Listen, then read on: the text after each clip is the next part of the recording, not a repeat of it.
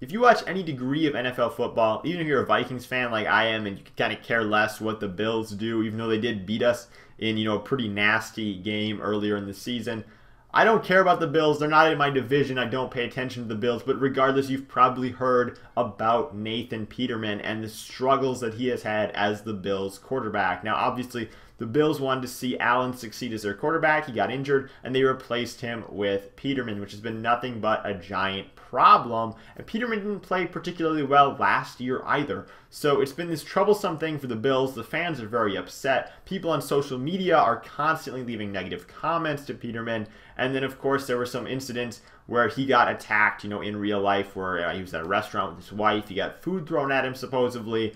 So all these negative things have happened to Nathan Peterman. But look on the bright side, the man is an NFL quarterback. He had to make a pretty good amount of money while he's been playing for the Bills, you would assume. And you think about our lives and what we can learn from this. So many of us, when we were kids, we wanted to play in the NFL. If you touched a football as a kid, at recess, you probably thought, I want to go to the NFL. And so many of us, of course, wanted to be quarterbacks, because what other position would you possibly want to be? Now, the thing about being a quarterback in the NFL is when kids imagine themselves wanting to be there, they never really look at the problems that could come with it. They never really think about the fact that maybe they could be good enough to make it to the NFL and then have it turn into this ultimate nightmare like it has for Nathan Peterman, where the world is kind of just looking down on him and it seems like he has nowhere to turn, and everybody is probably absolutely against him in just the suffocating nature that the internet is. Now, I would assume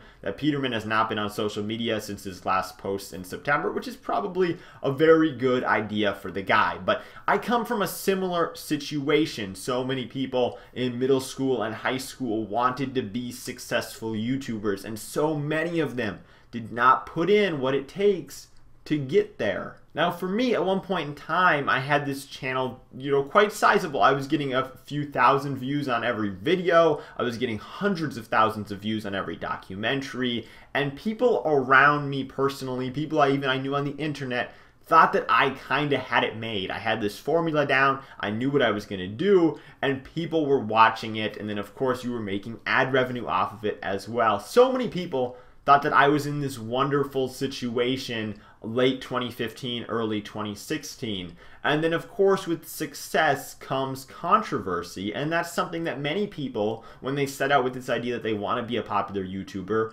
don't consider. They don't consider that once you get up higher, you become this target for negative things to happen to you. Of course, it happened to me. I was involved in some controversies that I do not feel like I brought upon myself, but I got dragged into. And with that came so much negative comments. So many negative things were said to me. It's kind of suffocating in a way. And when people, say it's just something on the internet, you can ignore it. The people who are oftentimes saying that aren't people who receive those types of negative comments. And even though it was coming from anonymous people on the internet, you read these things that are targeted at you, and it never makes anybody feel good. But nobody thinks about that when they set out on this goal that everybody has when they start posting on YouTube, which is to become a popular YouTuber, right? That's what everybody wants out of it. But what they don't realize is that once you get up there, there are so many negative things that are associated with this, and we're seeing this with Nathan Peterman right now. He's having to deal with all these things off the field that are negatively impacting his life, which is why